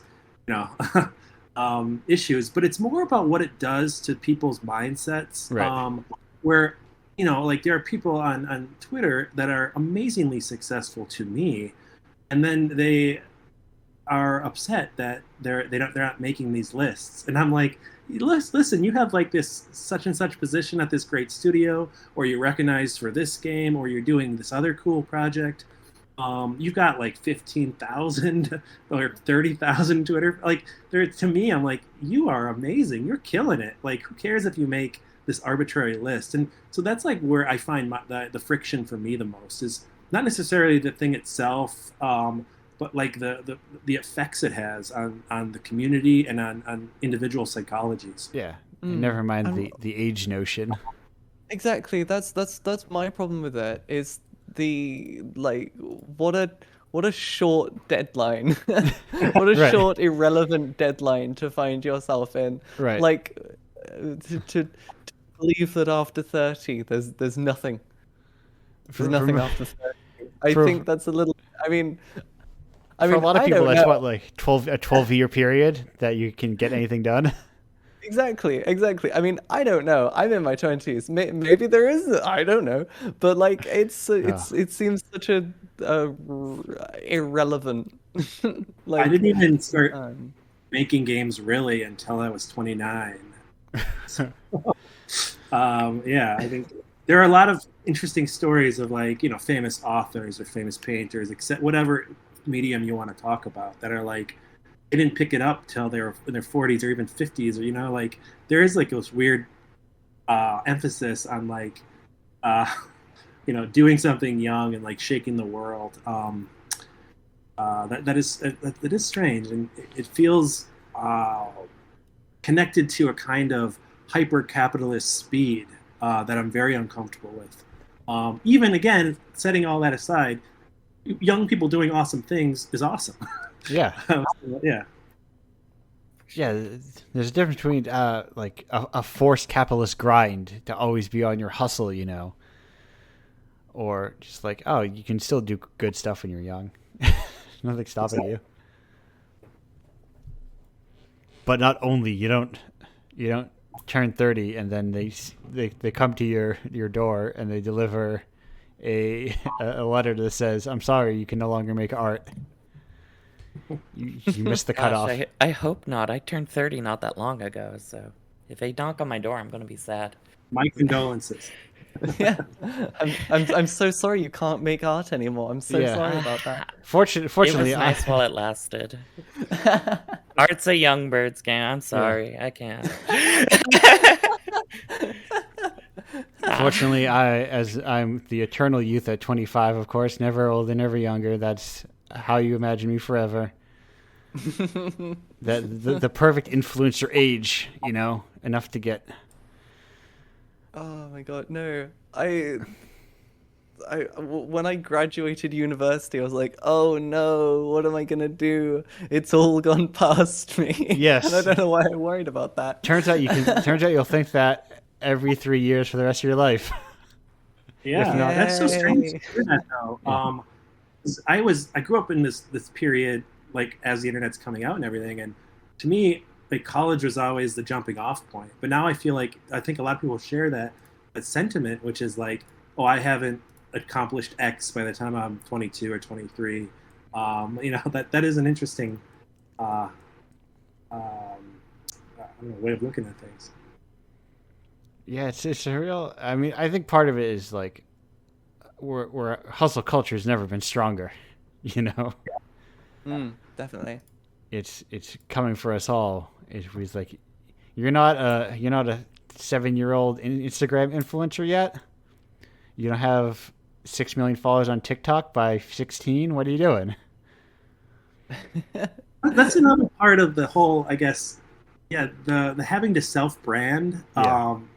Just even, like, Andrew, like I see your Twitter posts for the last year or so. Like, sometimes it's like, God damn it, what else do I have to do? Right. To get people to pay attention. But it's part of this, like you can see my avatar right now for it's like this giant transmedia project I'm working on. I feel like I have to like massage this thing that's me, but also not me. Right. You can see. My solution is you can see my avatar. It's not me at all. It's not a work that I have anything to do with. Yeah. It's me suggesting, hey, you should read Delicious in Dungeon. I think it's very good. I guess people can watch it soon. What a world, But, I mean, my little avatar in the corner is just an emote that I got commissioned for my Twitch. Right. Like there's so much like the pushing of the personal brand, which is, it's personally exhausting, Mm-hmm. Yeah. One thing that I still do it actually, because early on, I made a logo. Yeah. For my work, you'll see at the beginning of the Empty City, and I've stuck with it, and I put it at the header of my CV, because I don't know. I think my concern in like the beginning is that in game development, there's an awful lot of Johns. There's a lot of Johns and there's a lot of Daves, and I was like, I don't want to just put my name on this. There needs to be more. Yeah. There needs to be something else. So I made myself a logo, and I use it on everything, even to employ myself. It's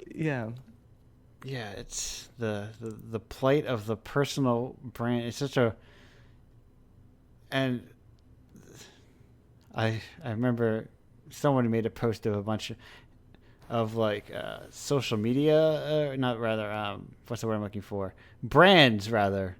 Corporate brands just behaving like personal brands now. And it's like, I saw it recently with like the lady yelling at the guy about the thing that she likes. Yeah. Online.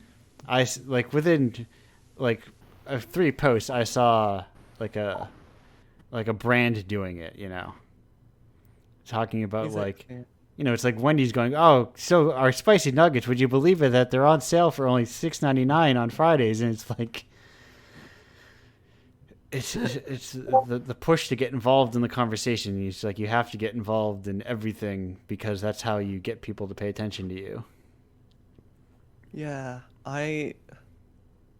one of my issues whenever I work on something personally is that I don't like talking about it.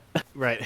But that's not useful when people expect you to, post a screenshot on Saturdays. Yeah. Or to talk about it a little bit more frequently. That's usually how you get people interested, if they know about it. But I don't like doing that. Yeah, I started a Mastodon, and I'm like, people on Mastodon are too annoying. It's too much like, yeah, Twitter's real bad, ain't it? And I was like, this is annoying. I tried co-host, and I was like, the problem is I don't like talking to nobody. Yeah, I haven't tried anything else other than Twitter. I've kind of stuck to it just because I haven't felt a need to move on to anything else. Right. Well, because the thing is, you have to start from scratch again, basically. So. Exactly. And there's a whole new language and etiquette that comes with different platform. Right. Like if I bring half my following, that's like maybe 200 people. No, a tenth. I think a lot about like the 10th retention or whatever that I saw a while ago, like a long time ago. So it's like a tenth of your audience will buy your merch, or a tenth of your audience will do et cetera, you know. When you put out stuff for free, or when you have like an active quantifiable audience. So I don't know if that's true, but that's the number I always think about, you know. It's accurate. It's accurate to my experiences, right? At the very least. And it's like it's very tricky, and it's very. I don't want to do it. I think this thing would be far more successful if I was extremely online, you know, and I was constantly replying to people about things. Yeah, it's how easy would marketing be if I was just absolutely so good with memes? Yes, right. How amazing would it be? Probably not. Yeah, I don't know. I don't think I would be any different. I'd probably mute you, because I mute all those accounts because I find them very annoying. Yeah, no, that makes sense. I've tried to because there's nothing more powerful than just having people promote the people they like, you know. And I mostly exist within this weird, the arm's length that I enjoy as a person, but is bad as a business, which brings you back to like that idea of the personal brand, you know. By being a personal brand, people want to support you, so they'll talk up your stuff. But anyway. We've hit 2 hours, and speaking of talking up people's stuff, I want you all to talk up your stuff. I'm gonna go around a circle, and Nike TV, what have you got to plug and promote? All right, well, I've got my itch.io page, niketv.itch.io.com, where you can play my latest game, You Did a Bad Thing, Nike. I'm actually working on a part 2 to that right now, so look forward to that maybe sometime late next month. What is it, August right now? September? Yeah. Expect in September. Super fast game development. I love it. And I guess on Twitter you can find me at Nike. That's NYK television. No spaces. I don't think they allow them. No, not at all. I tried. Yeah, I've been getting into what I'm calling sketch game design a lot more recently, which is just like a thing, like an idea. Like it's not even finished. It like doesn't have to worry about objectives or a goal or being a cohesive piece. It's more like I just wanted to try doing something, and then I did it, and then it's like an incomplete portion of an idea, a sketch, if you will. For sure. And I found it's a very liberating style of design, but obviously not for everybody. But it's nice that you can I worked on something for a couple hours, maybe it runs, but there's some code in there that I feel good about. There's an art asset I made that I like. Speaking of people's stuff that they like, John, what have you got that you like that you want other people to talk about? So I have a transmedia storytelling universe called Orbody. Our first, piece of storytelling is a game called Orbody Binder's Tale, originally made for the NES. The pre-order for the physical run just ended, but it's going to be coming out on a physical Switch collection called the Premium Edition Games Volume 1 Classic Edition, something like that.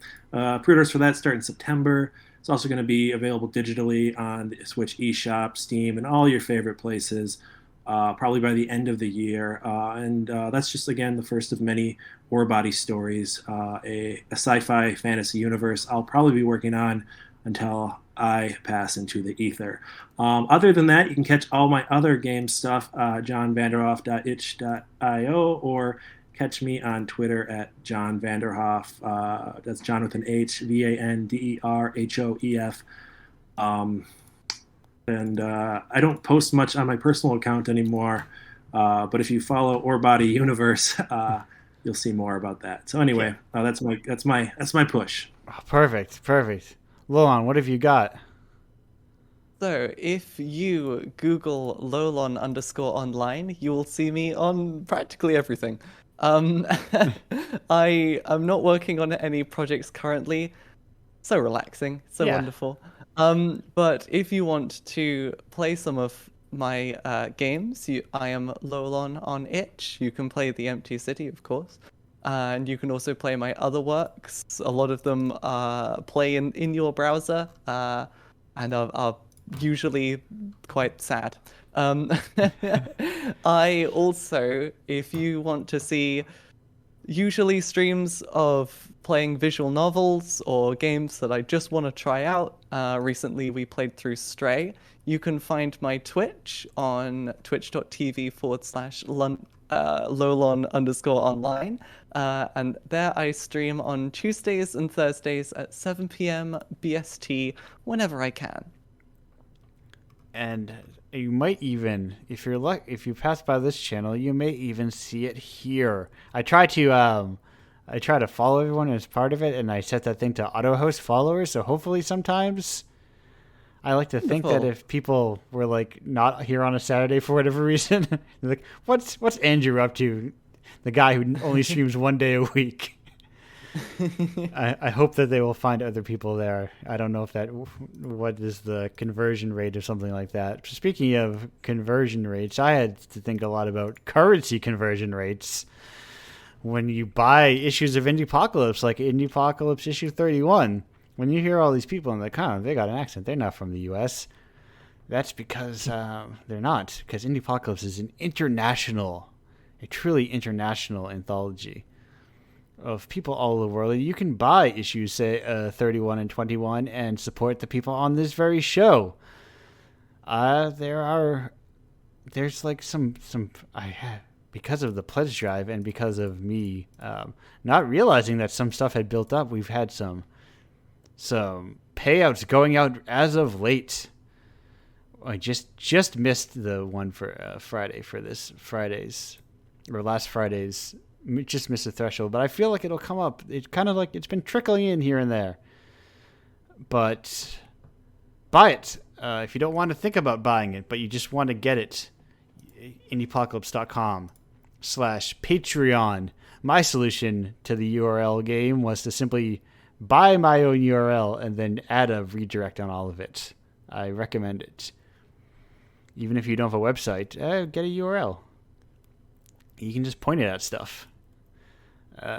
If you have a game and you're like, I'd love to submit a game to this thing, I think my game could be in it. And I could be on this show one day. Andrew's talking to me, he kind of rambles and he asks me about the kind of food that I like in my house. My local delicacies. And by delicacies, I mean the trash I get at my gas station. You submit your game to indiepocalypse.com/submit.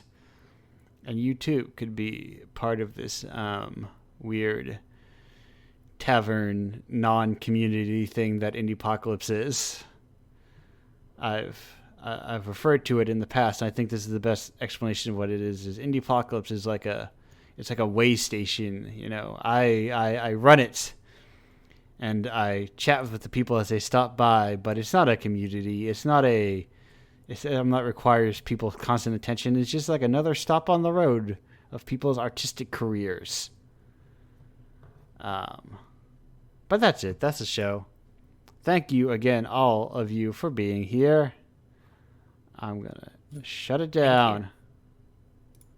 That's a different message. Sometimes I get messages from the group DM and I don't pay attention to it. Gonna leave this inaugural horse night with not the typical ending song, but a different ending song with Belle Sebastian's Judy and the Dream of Horses. Goodbye, everybody.